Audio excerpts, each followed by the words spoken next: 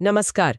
आज हम एक होम्योपैथिक उपचार पर बात करेंगे, एनाकार्डियम ओरिएंटालिस। इसे मार्किंग नट भी कहते हैं।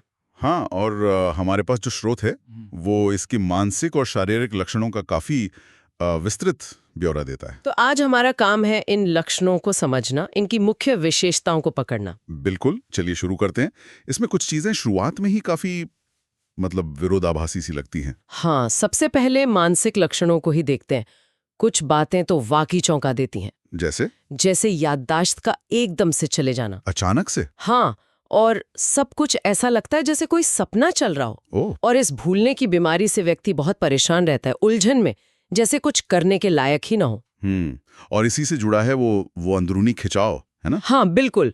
स्रोत कहता है जैसे दो इच्छाएं हों। एक कुछ करने को कहती है, दूसरी मना करती है। सही। और ये आत्मविश्वास की कमी से भी जुड़ा लगता है। हाँ, ये अंदरूनी संघर्ष बहुत महत्वपूर्ण लगता है इसमें।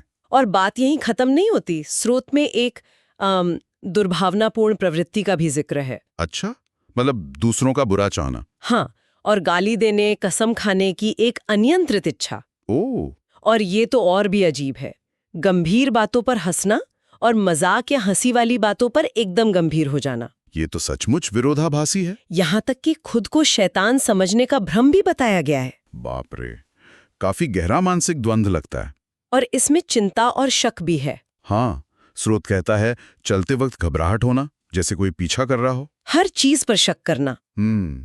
ये दिलचस्प है कि कैसे अंदर की उथल-पुथल और बाहर की दुनिया पर शक दोनों एक साथ चल रहे हैं। अच्छा, एक और बहुत ही खास, शायद शारीरिक एहसास का जिक्र है। वो बैंड या घेरे वाला। हाँ, जैसे शरीर के किसी हिस्से के चारों ओर कुछ कसकर बंधा हो, या फिर जैसे कोई कुंद औजार दबा रहा हो, या फिर अंदरूनी हिस्सों में कोई प्लग फंसा हो। ये प्लग वाली अनुभूति कई जगह आती है। हाँ, ये बहुत ही पैथोग्नोमोनिक खास लक्षण माना जाता है एनाकार्डियम का। तो ये तो हुई मानसिक तस्वीर। अब जरा शारीरिक लक्षणों पर आते हैं। स्रोत कहता है कि सभी इंद्रियों में, सेंसेस में एक तरह की कमजोरी महसूस होती है। अच्छा। और सिरदर्द का पैटर्न बहुत खास है। हाँ, वो खाने से ठीक होने वाला। बिल्कुल।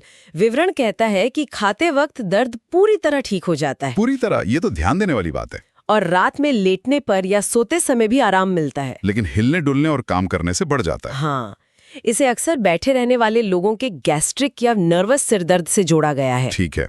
और पाचन के लक्षण भी कुछ कम अनोखे नहीं है। जैसे खाते पीते समय दम घुटने जैसा लगना। और मरीज खाना या पानी बहुत तेजी से निगलता है। और फिर वही बात, लक्षण खाते समय गायब हो जाते हैं। हाँ, ये पैटर्न बार बार आ रहा है। पेट में खालीपन का एहसास होता है। लेकिन तभी जब पेट सच में खाली हो। बिल्कुल। और खाने से वो खालीपन का एहसास बेहतर हो जाता है। ये खाने से आराम वाला पैटर्न तो इसका एक मुख्य सूत्र लगता है। लगता तो है। अच्छा, और मल त्याग के बारे में? वहां भी एक अजीब सी स्थिति है।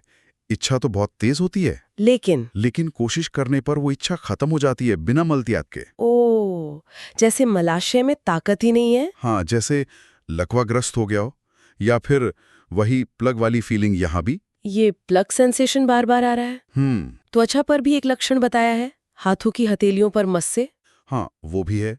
अच्छा, स्रोत इसे दूसरी रेमेडीज के साथ भी जोड़कर देखता है। कैसे? जैसे रस टॉक्स से इसकी तुलना की जाती है लक्षणों में। और एक खास बात है कि लक्षण दाईं तरफ से शुरू होकर बाईं तरफ जाते हैं। ये तो लाइकोपोडियम जैसा है। कर सकती है, और प्लैटिनम से पहले और बाद में भी। अच्छा, तो ये उपचारों के आपसी संबंध और क्रम को समझने में मदद करता है। हाँ, किस स्थिति में कौन सी दवा ज्यादा मुफीद हो सकती है। तो अगर हम इन सारी बातों को समेटें तो क्या दिखता है?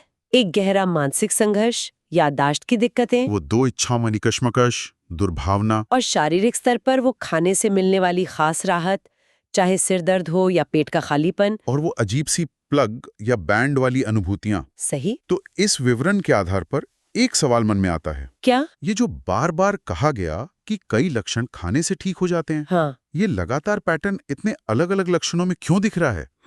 सोचने वाली बात है। हाँ, कि ये उस अंदरूनी गड़बड़ी के बारे में क्या संकेत देता है जिसे ये उपचार ठीक करने की कोशिश करता है। कम से कम इस स्रोत के अनुसार तो यही लगता है। ये वाकई एक दिलचस्प सवाल है आगे सोचने के लिए।